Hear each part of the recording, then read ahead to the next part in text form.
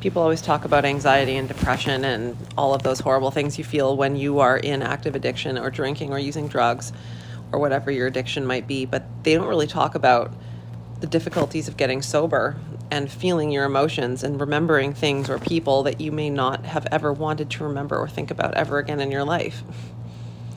How do you sit with that in your skin without the toxins in your body and without something to make you forget?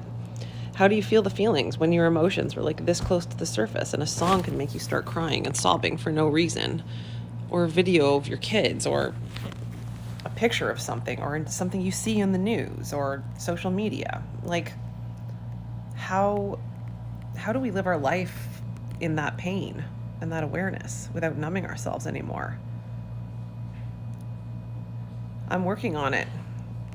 Some of the things that have been helpful for me are eating crunchy foods, which is a stress reliever and lessens anxiety, drinking a big glass of water, going for a walk, listening to music, listening to inspirational podcasts or YouTube, listening to ASMR, listening to songs that I like, being in nature, walking in the forest, lying on the ground, walking barefoot in nature, going to the beach, calling a friend,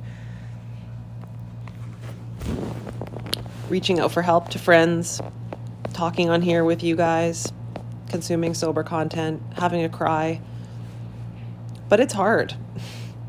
It's hard because there's things sometimes that come up that I never want to feel or that I haven't remembered. And it's really hard to explain to people why you're crying or why you're sad when things are from 30 years in the past, 40 years in the past, 10 years in the past.